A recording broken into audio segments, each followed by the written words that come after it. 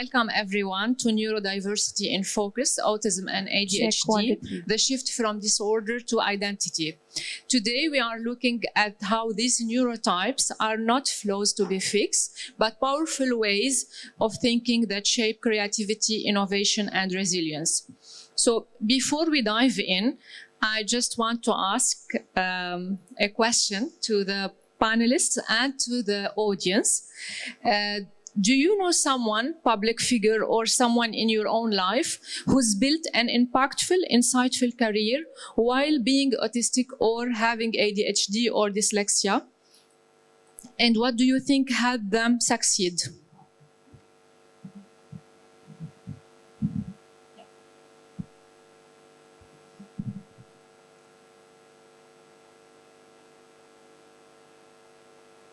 Could you ask the question one more time? So, do you know someone, public figure or someone in your family who has had an impactful and insightful career while having dyslexia, ADHD, autism? Yes, I know my youngest son, and he had what we now know as whatever you want to call it, partial autism, not mainly, but it took years to kind of figure out. Said he was ADHD when he was younger. You know, they put all kinds of labels on him over time, but, you know, he went through a discovery process later in adulthood and kind of sorted himself out. And he did that so he could be away from all this medication and all this kind of stuff. He knows what triggers, he knows when he needs to back off and all that kind of stuff. And now he's working on his degree in clinical psychology because he wants to help people that are partially autistic like himself. He's a veteran, so he's very familiar with PTSD. Awesome. Thank you so much. I have dyslexia. I have a reading and writing age of a 12-year-old. That's my diagnosis. Wow. Amazing. So, to the panelists, please. Good afternoon. My name is Darren Rolfe, and I never thought I could ever get a career in anything because I spent most of my childhood at school and education looking out the window. I found it very hard to focus, retain information, and I left school with 2 C's in GCSE. And growing up, I found it very hard to make friends and sit still and agitated. I'm also a recovering drug addict, alcoholic. And when I got into recovery, I could see how this behavior wasn't normal. And I went for an assessment and I got identified with ADHD. I've been in 5 industries. And when I found the industry of working with other alcoholics and other addicts, there was like a superpower, which I found that there is so much positivity to having ADHD and creativity of my mind that I started the brand in 2017, and now we have 7 sites across the UK and now looking at international opportunities where we can support other people that are like-minded, give them the hope, give them the solution. Sometimes there's a need for medication, but we like the holistic approach a lot more. There's a big stigma around having a label, ADHD or autism. I have 2 nephews, highly autistic. They're twins. One of them didn't speak for 5 years of his life. You know, I've got 3 daughters. 2 have ADHD, one's dyslexia, and she has dyscalculia. My eldest passed every single GCSE as a result of me identifying it through my own journey. The other, my middle one, has passed 7 of her GCSEs and now is doing her A-levels. And my youngest one is at secondary school, and we're supporting her through that. So there's hope. I mean, 20 years ago, ADHD and autism was something that people wouldn't have heard of. And now, I think most people are on some form of spectrum somewhere. If you Googled it and looked it up, there's some breakdown at some point. But we're all human beings, and we do the best that we can do. But when you're younger, growing up in a peer group, and you behave differently to your friends, it can be difficult, especially if you're sensitive. Yeah. I actually want to touch on that, saying, you know, when we look at people, what is, and I'm going to use the term normal here, and what is not normal. And like you said, Darren, most of us have something that is somewhere on a spectrum, or we behave in certain ways where others say, whoa, why are you behaving this way or that way? And my main concern with especially ADHD is the labels that we put on children or adults. Autism, the same thing, the labels that we put on. As soon as they carry these labels, they are put in that box. And the thing is, when they're put in that box, they start behaving according to the box that they're put in.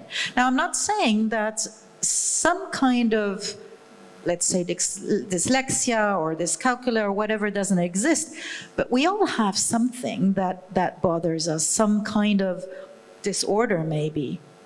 But the danger is really looking at these people as you are something not normal and putting them in these boxes. I have worked with a lot of clients of mine with autism, with ADHD, and I think each one of these clients, whether children or adults, carry a lot of potential, carry a lot of something strong in them. We just need to discover what is the positive in them and not focus on just that one thing that we see. Sorry, I just wanted to add as well that the education system in the UK really focuses on one platform, and actually every human being has different skill sets, and sometimes that skill set isn't found on that education platform, and it's only until sometimes they come out of school and do social activities. People find it hard to communicate. They find it hard to listen, identify. They'd rather communicate with art. I mean, my eldest daughter is so creative. It blows. I mean, I'm a bit biased, but she's my daughter. She's very creative. And, you know, I can't even draw a stick man. You know, if you gave me a set of drawers to put together from IKEA, 3 drawers, it would probably take me a year and I'd run a mile. But give me a room full of people, 1,000 people that I never met before in my entire life, I feel comfortable talking to you. That's how I roll. So, you know, there's a lot of differentiation. And the word disorder seems very negative as well. You know, it's a negative word, but actually, it's like an illness. It's, you know, there's ADHD, there's now people that have workshops, they have support, it can be holistic. They say go for 20-minute walks 3 times a week in green grass. Don't use your phone an hour before you go to bed. There's lots of solution-focused protocols now around it all. So I'm really pleased to see that. Just a question to you, to what you said, you know, some people have difficulties listening, but if we go into corporations, don't many leaders or people at work have problems listening to others? Or even if we go to families, how many husbands cannot listen to their wives telling stories, for example? Not me. So listening or not listening is not only something that is related to a disorder. So to my surprise, when I was surfing the internet, searching about this topic, I found that Albert Einstein, I found Bill Gates, I found Elon Musk, Salma Hayek, many others. They are with, some of them with autism, dyslexia, or ADHD. So they are really, as you said, creative. They have, they are razor sharp smart. And I think, do you think that we are starting to see a shift between how people perceive ADHD people, autism in the community, in the school, in the university, or we are still behind? Well, I think that school systems are changing. So, Darren, you said earlier that we're very much focused on academia, etc. But I think that nowadays schools are shifting more to see, okay, there are some creative subjects that are also valid, and people are not only, or children are not only measured by are they good in calculating or math or something or spelling. So we are seeing a shift there, I think. Well, from my experience, my children now have a thing called SEN at school, which is a support system where they're identified after diagnosis by the psychiatrist, and they get a bit of extra time, they get different tools to use, different calculators, so there is support for them, for sure. There is a change, there's a shift. And then actually, quite a lot of CEOs that I've met that have come out of school with very little education in terms of A-levels and degrees and stuff like that, actually have far superseded the ones that have come out of university because of their mindset, the opportunities, the creativity, fast minds, they work quickly. I mean, I have to share this story, but I said to my management team, I'm going for, I want your opinion. You know, I got a bit vulnerable and I said, you know, I'm going for an ADHD assessment. Before I finished the sentence, 6 of them went, you've got it, you've definitely got it, you've got it. So they saved me £1,000, it was great. Yeah, please go. No, also talking about now, you know, you mentioned speed, and some people that I know with ADHD, they are so fast and accurate with let's say technology. Yeah. So this is absolutely one area where sometimes I'm just astonished at what they can see in something, what they can get out of something in a wonderful speed, because they're very much focused then on that one thing that they're doing. And especially in technology, I think this is a big advantage. So some patients or some people, they get diagnosed at the adulthood stage. How, as a healthcare professional or the community, how we can support them to blend or to accept this fact that they have this different identity from others? Not everyone notices this or get diagnosed at early stage. Many during their adulthood, they discover that they have this. Well, I'm lucky I work in a field of addiction and mental health. So there's a saying, if you spot it, you got it. So I'm very fortunate enough to look at people and look at their behaviours and identify things quickly. I mean, I've got access to many psychiatrists and stuff like that, but we have line management supervision, and you know, I've helped many of my staff identify different things by offering assessments and support, therapy, etc., and also listening to the need of the member of staff. What would help you? What do you need? You know, and that's how we roll. You know, if someone needs something, we'll be there for them. It's like if someone has a physical injury and they want to come to work and they've broken their foot, we'll make sure they've got a stool, and you know, someone supplies them with water. All that stuff.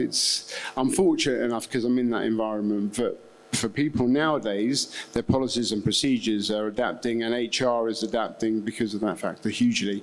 And childhood with ADHD diagnosis does go into adulthood.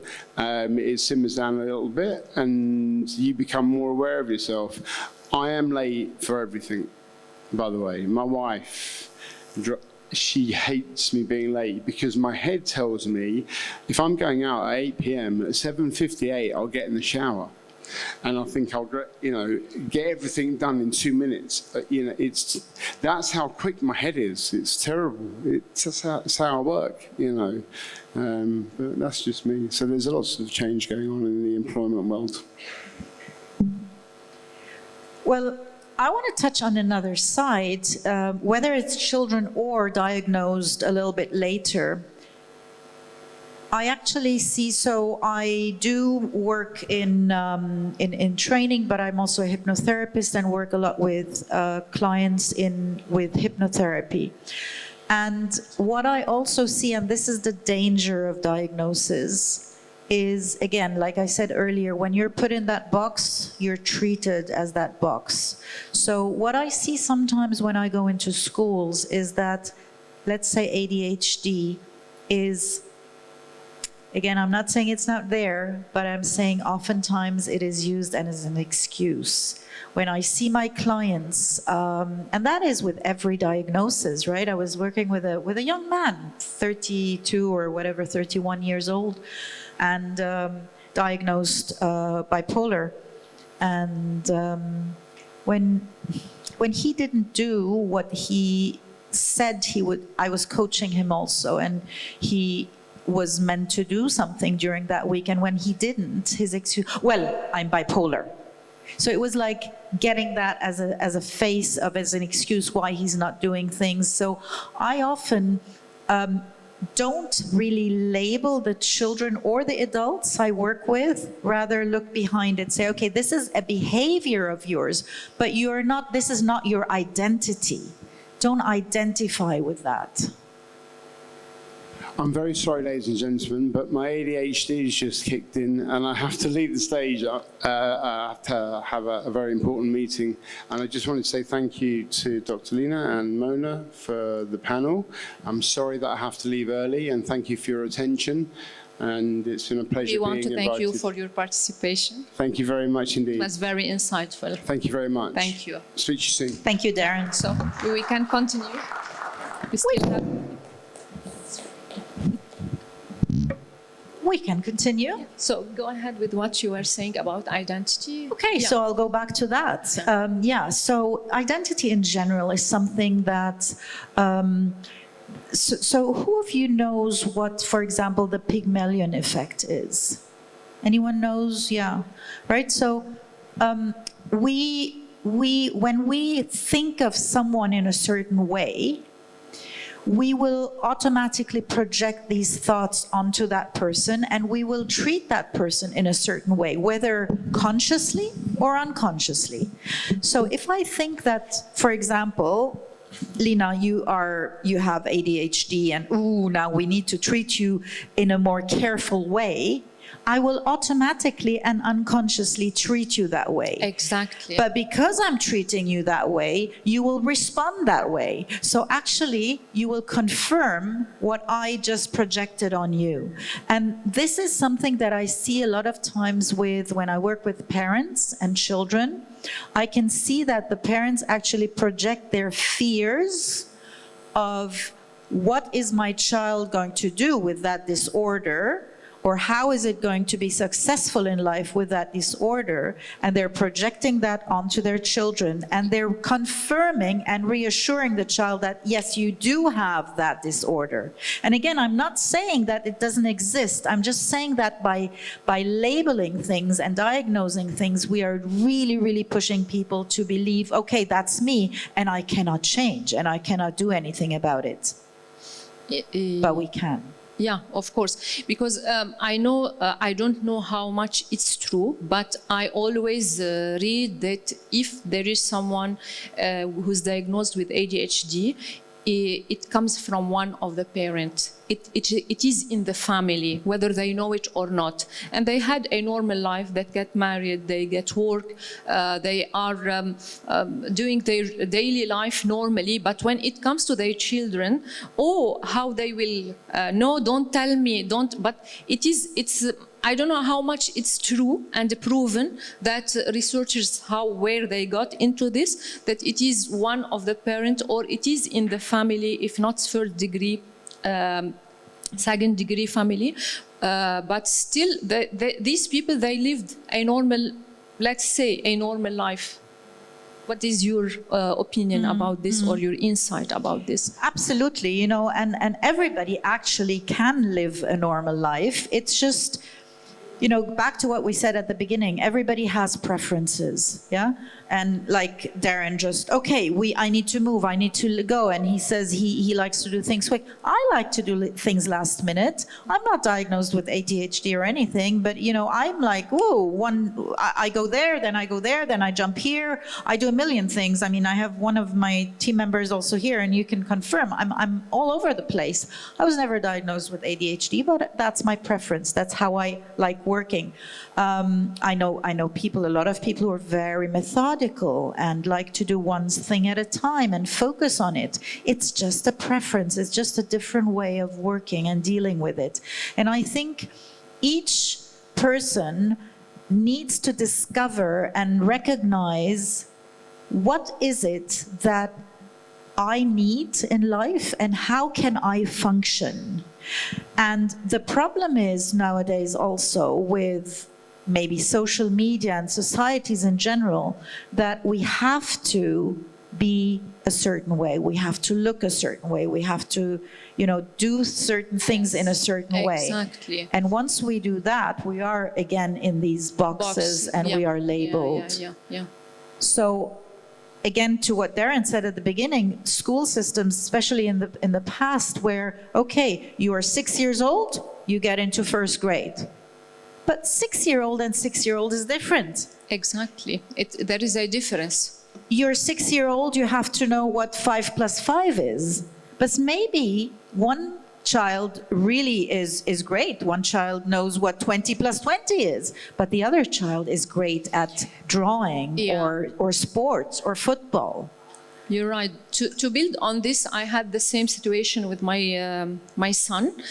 Always the teacher is telling me he's bored in the class. He's bored. And when we dive deeper in this, we notice that he is more intelligent than his peers. And according to what he knows and what he performs, he shouldn't be in grade 3.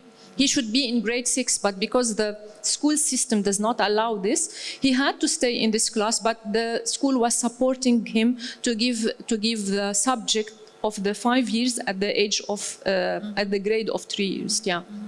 You're right about this. Yeah. So since you said you do coaching and you coach executive leaders and you do some advisory work, what do you advise leaders to how to include these people in their company, in the work? How they can blend with other employee in the company?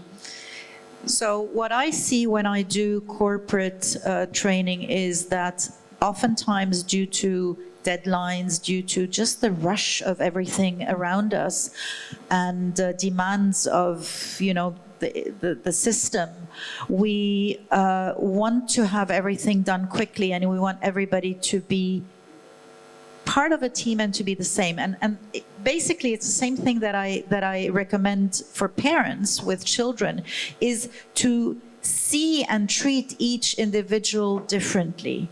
And again, not focus on, are you diagnosed with something? What is your identity here? But just focus on what actually are your strengths? What are your weaknesses? What can you do? And then focus on what you can do rather on what you cannot do. So in general, we're very much prone to looking at the negatives instead of the positives. I think society teaches us that by, you know, everything negative is amplified. The news is negative, right? So we see that. And if you think back, maybe you've experienced that. We get back from school, we have our report cards, and we have an A and an A- and a B+ and another A, and then we have a D. Yeah. And it's like, oh, why do you have this D? Exactly, right? Yes. And why? Well, Mom, I have 3 A's. So we focus only on the D. We focus only on the D. And there was a really, really nice experiment done in one of the universities in the US, where they actually told parents of students, college students, to not focus on the bad grades, but only the good grades. They were average students. So they came home with their grades, and the parents said, wow, you have, you're good in this, you're good in this, and acknowledged really the positives. And guess what? Within one semester, I can't remember, I think it was something like 70% of the students had improved their bad grade by 2 degrees. Yeah. And that's just when we allow the child or the adult at work to really work with his strength instead of working with his weaknesses. And every single diagnosis that we give in mental health is actually putting that person onto a chair, into a box where we say, okay, you cannot do things like others do. And this is really, really the danger that I see here in identity. Exactly. Yeah. As you said, when you don't give this excuse, I am bipolar, don't forget I am autistic. This shouldn't be so. When people are open not to label themselves, I think either the community, the workplace, their friend will accept them the way they are, and they will treat them the way they are. But as long as you have this rejection for yourself, and you always blame your diagnosis that I'm autistic, I'm bipolar, I am, I don't think they can succeed well unless they change their mindset that they will be easily blended in the workplace or in the community. And this is something that I suggest, us doing in general, looking at the person behind that face, looking at the person at the heart, at the human being behind that label, and start doing it when you look at someone's face, someone's nationality, someone's age, here, I have business cards here. I don't put my title on my business cards. My business cards say human being. Because I don't want someone to label me just because, whatever, I could put psychologist, I could put a managing director. My business cards just say human being. And if we start looking at people around us this way, instead of labeling them, we will start seeing much more the inside, the soul, the heart, the potential that every single person has. You're right. We have 2 minutes, Lina. Yeah, shall we take some questions? We have 2 minutes. We can take question. Yeah. Thank you for your input. Very valuable. I enjoy the discussion with you. I enjoyed yours. So, to you, audience, any question? Questions or comments or insights? Yeah. Well, my origins are from working for 20 years, primarily raising money for Autism Speaks in the United States. I was one of the ones who started the walks. And 20 years of talking to parents, children, and trying to understand what is the foundations of autism, not at the level where most people in the world of psychology understand it as behavioral, which is true, and the strategies that they're trying to mitigate by ABA and those sorts of things. I believe that autism, or you could call it spectrum disorders, we don't like the word autism at all because it's a complete misnomer. Because it is like any other disorder and its foundations are molecular. The 2 core aspects of autism today, from what we have done, and I worked in this field, is turning out to be immunity and metabolism. And they massively impact all the things symptomatically you see, including behavior.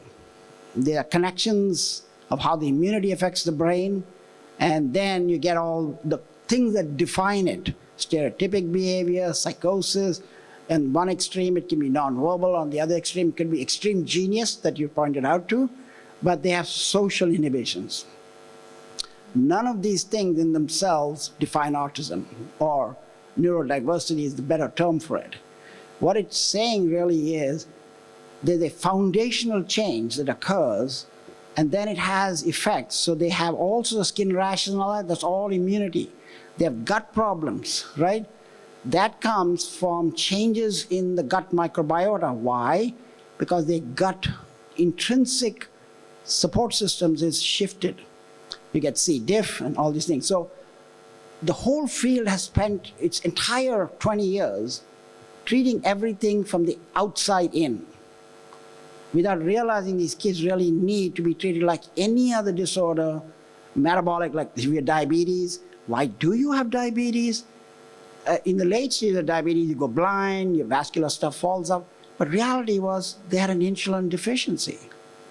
Okay? So by the same token, I am advocating that it is important that if you conjunctively use behavioral therapy, which is needed, with the support of the metabolic system, which includes, by the way, nutrition, and avoidance of the environmental factors that are exacerbating everything else. They're so sensitive to everything, and you know that in their diet, which is why they become picky about what they eat, because it doesn't do well in there, including things that you all well know. So my thinking is the solution to the problem is really multifactorial. And I only hear mostly people talking about what the field has known from the time it was originally decided as the refrigerator mom, a complete mistaken strategy coming from an ancient world that doesn't fit a modern definition and is not doing a service to these children. They really have to have the immunity checked. They have to check their metabolism. And I guarantee you, in those blood tests, you will see why these children are the way they are. And it's spreading, it's exploding, okay? We know this in the United States, they're frightened. The United States president's talking about it. We are now down to 1 in 17, and it continues to rise. Why? This can't be just an average behavioral problem. You don't have cross-generation, 100 years, numbers going from 1 in 10,000 to 1 in 15 and 16. There's something else driving it, right? So I think it's time that people put more effort into asking the earlier questions. Why does this occur in the first place? That's my advocacy, because if you really do want to help these children, it's going to take more than just things that have been known, and they're all true in themselves, but not really helpful in helping these children into the future. That's my thing. So in your experience with these children, how many of you are advocating that they actually get medically examined for immunity and metabolism? I guarantee you no insurance is paying for that today. And that is where the real problem lies. The insurance doesn't pay, the parents don't know, and you're sitting in this darkness. If we can force our legislative, in the United States, legislative people to pay for this like any other medical condition, get the immunity checked, the IgGs, get the metabolism checked. There are a number of things that are dysfunctional that I know of. Then you can provide that intravenous, because they have gut problems, absorption's bad, intravenous nutrition. And the real thing for the IgG, you're going to IVIG. You provide an external immune system to help them fight what they don't have. And I am a powerful advocate because I've been doing this 20 years, and I'm suggesting that you are in the front lines of, heart in this whole thing.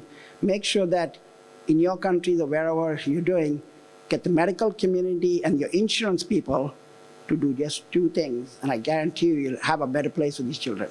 Thank you. Thanks for you. I personally cannot answer the number of patients that they get other checkup or immunity checkup because I'm not a clinician, but I can say that it is in the country I come for and I live in, it's still not done. This for each and every child or each and every person. It's not even done in the United States, which claims it's very advanced, okay?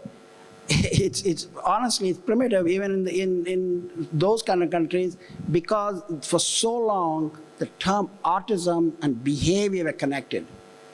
They should have actually connected autism and immunity, autism and metabolism, and then automatically the codes, the insurance codes, allow the physician who's restricted right now to do these tests and accordingly act.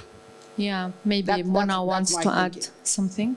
Yeah, so first of all, thank you so much for bringing this up, that it's actually coming from the inside, right? So we often treat, and this is with everything in the medical field, we treat the symptoms instead of treating the causes, right? Yeah. So I am in the field of more the mental side, so not the physical side, and work specifically when I work with people with autism or ADHD with hypnosis.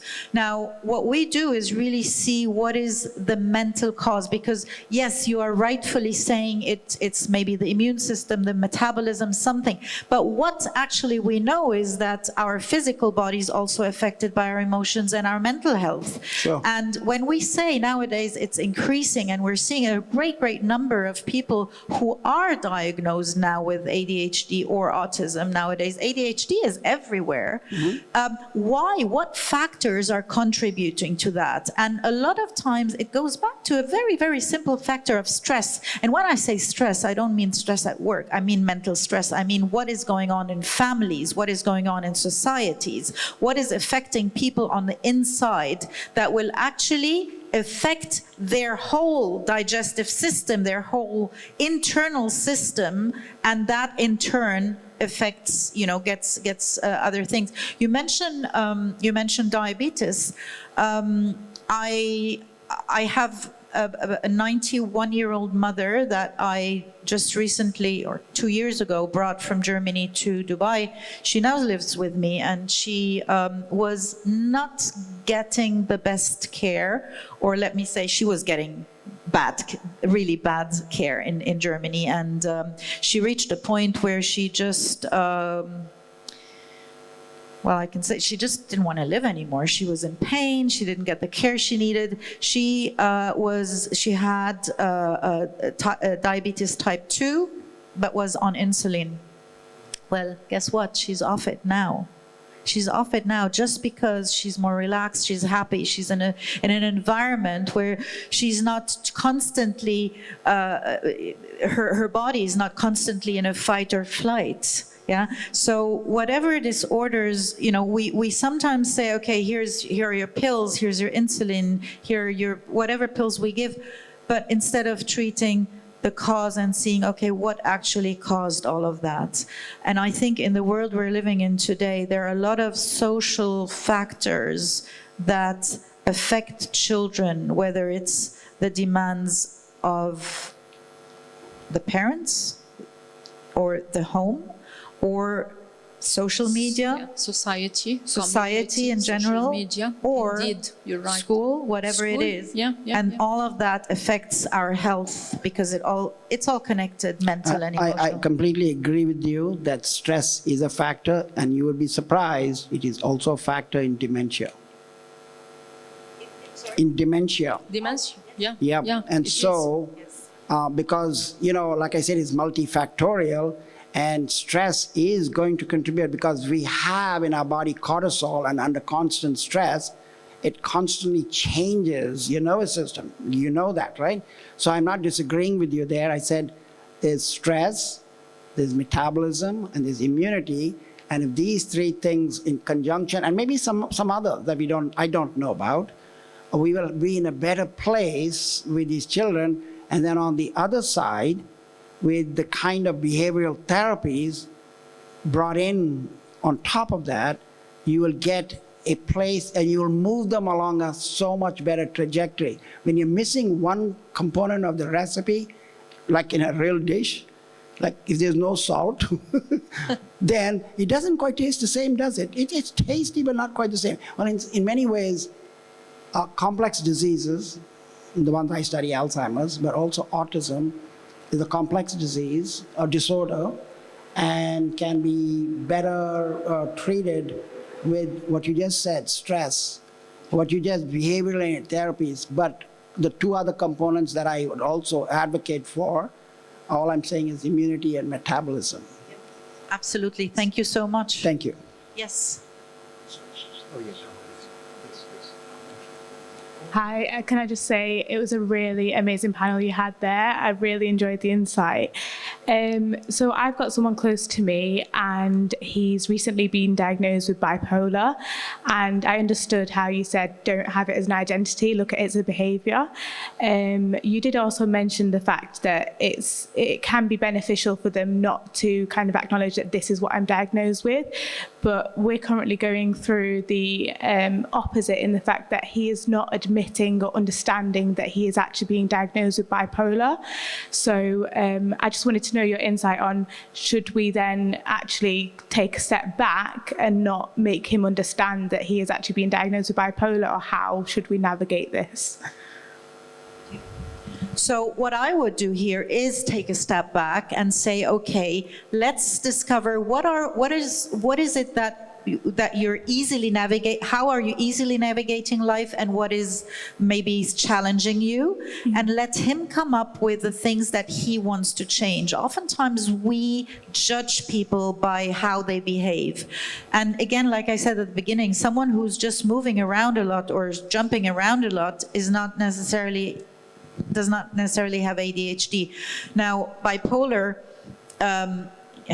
to simplify it, someone who goes from maniac to a depression, etc., is automatically diagnosed bipolar. I simplified it a lot, but that's basically it, right? But if we ask around here, don't we all have days where we're really, really low, and days where we're euphoric because, yay, I got an award yesterday and I was jumping. I think in the morning and in the evening. In the evening, right? Yeah. So, I mean, we sometimes are too fast in diagnosing, and especially you're saying it's a family member. Yeah. So especially when someone is living with us and we notice things that happen. So instead of saying, oh, you have this and this, you get, go to the doctor and you're now diagnosed with bipolar, just have that conversation with him to say, I noticed that you're not feeling well today or yesterday. What is it that's bothering you? And really have these conversations rather than pressing him into admitting something that he's maybe not ready to admit. Could I just add to that? So he wasn't ready to admit to it, and then he was actually by law hospitalized, and that's how he actually got diagnosed with bipolar. And then when we were speaking to the doctors, he still had that belief that I'm here and I shouldn't be here, but we could very much see the behaviors that it was not the normal of himself. Okay, so I would go back and see what caused him to be hospitalized, what caused him to have these behaviors to be hospitalized, instead of just treating the symptoms, but go back and say, okay, you didn't have that. What caused you to go into that route? Okay. So just to go back as well. So we shouldn't, do you think I shouldn't really be pushing on him actually admitting he has bipolar, then to just allow that as in allow not that admitting either?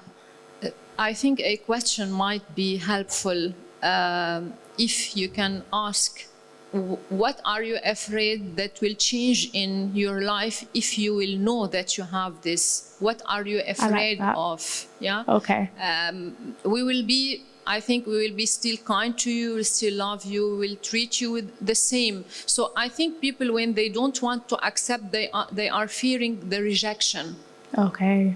Correct me if I'm wrong. There was always a cause why we do things or reject things or not admit. And it can be the fear of rejection. It can be just fear of feeling safe. It can be anything. Yeah. Losing self-esteem.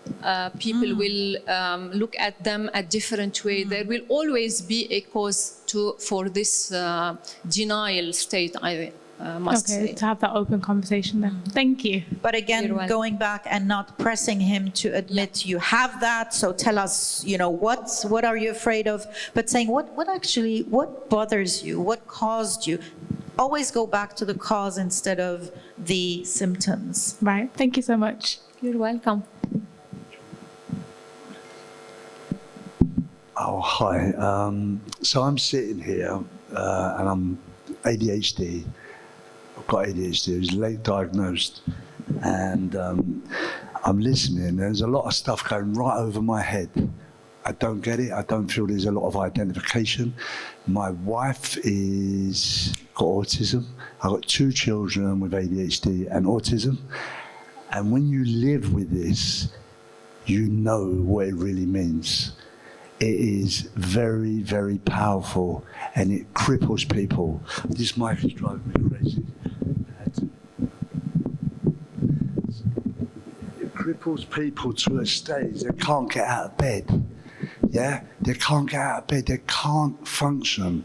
And I'm trying to look at what you've got here. Autism, ADHD shift from disorder to identity. And I really haven't felt it here. You know, I'm sitting here, I'm an ADHD coach. I work with people, and I work on a deep level with people. And I try to penetrate them with love and compassion and understand where they're at and meet them where they're at. And, you know, I see people who struggle with depression. They can't make sense. They've got blocks. We're told it's procrastination, and it is not procrastination. We have blocks. We know we've got to do that. We've got to move that bottle, but we can't move it. Our brains are wired different. We don't get it as normal people do. But there's also a superpower. My experience was I navigated in the world. I was a high risk taker, and I ended up in a lot of trouble through my ADHD. Like they talk about, young boys are naughty. I was very naughty. Thank God I came good, but through a lot of pain. A lot of people don't. And I became very successful, and then I discovered through my children I've got something, and I wanted to know more, and I went and done a diploma on ADHD and found out more, and then I was like, I really want to work with this, I really want to help people. But I also become very successful with a drive and determination, because when we're focused, it's a superpower. We become very powerful, and we make things happen. You know, as you said, we're innovators. Some of the most intelligent people in the world have got autism, ADHD, dyslexia. But I do feel there's a lack of empathy and understanding of what we're really suffering with. Yeah? And when I say suffering, because we do suffer. Yeah, and I'm really, I'm not coming from academia, I'm coming from life experience. I've been on the ground running with this for a long, long time.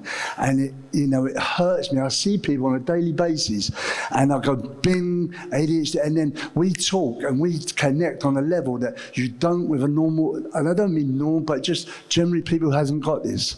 It's very, very powerful.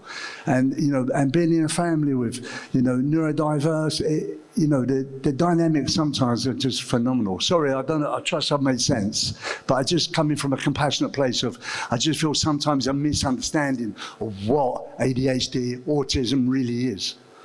No, it makes absolute sense, and thank you for sharing. And you are a great example of success. You even help others. So you are an example of, yes, you do have ADHD, but you made it in your own way. It did not stop him from interfering and helping others. Yeah, like you said, a lot of people, a lot of famous people have some kind of disorder, and they made it. They made it way, way, way higher than maybe some of us who are sitting there. Yeah. So the thing is that, yes, it is maybe you struggle in certain ways, but that struggle helps you maybe focus more or do other things better than other people do them. So let's say focus.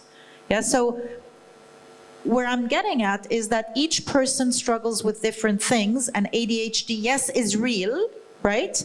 You have some symptoms, but you can overcome them, and you can still reach potential. You can still have the success that you are having. And you are, as long as you are, I think part of your success and part of the great things you are doing is you accepted it.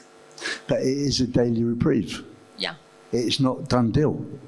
We have to keep getting up and applying stuff. Yeah. And the endorphins and, various things we do and tools we have to navigate in the world with ADHD. It's a daily reprieve, because sometimes it's hard work getting up and going, here we go again.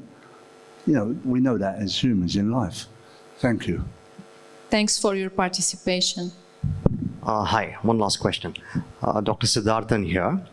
I just love the way you guys put out as to how to, reach out and how to treat ADHD, autism, and how the shift is going on from a disorder to an identity. But Mrs. Mona, when you told that we'll have to focus on where the problem actually stems from and not the symptom approach, would it be right to say that we are what we consume, be it in terms of information or the diet? Because as Dr. Rene had also pointed out, that a part of it is from immunology and nutrition. Since I'm a surgeon and I'm working on GI models, day in and day out about large bowel, intestines, pancreas and stuff. So we do have a neural system there, and we do often talk about the gut and the mind and how they're very closely interlinked and related. Would it be right to say that every clinic or every physician or a clinician or any expert who offers treatment on the autism spectrum disorders would have to include a dietary session also? I mean, ideally, yes, but ideally it would be more than just a dietary session. It would be really understanding every single part of, so it's not only the gut and the mind, it's A lot of factors. and the entire environment also that causes that, if you go back to what caused it, right? Yeah. So yes, absolutely, it can be the whole gastrointestinal system, as you're saying, but also we know, and when we go into the field of, genetics, and we know that the environment does affect us a lot and does affect even our genes. Yes. And so looking at all the factors, not only the gut, not only the physical, but again, the environment. And when I say environment, thoughts are also environment. Yeah. Yeah? So the mental Exactly. environment. As the doctor previously mentioned, it's multi-factor. Yeah. And you cannot dismiss one factor. If really you want a comprehensive understanding and comprehensive treatment, you need to look at all the factors that might intervene in this. Yeah. All right. Thank you very Thank much. you so Very much. valid. Thank you. Thank you so much, beautiful ladies, and thank you so much for still running the panel without Mr. Darren as well. And I'm sorry, we can't take any further questions. The lady behind had a question for both of you. Maybe you can have a sit down chit chat with her. Thank you so much once again. Can we have a quick picture before you leave the I stage? have to thank Mona. Yes. Thank you so much. I enjoyed this discussion with Thank you. I enjoyed it too. It was beyond my expectation. Okay, let's have a nice picture.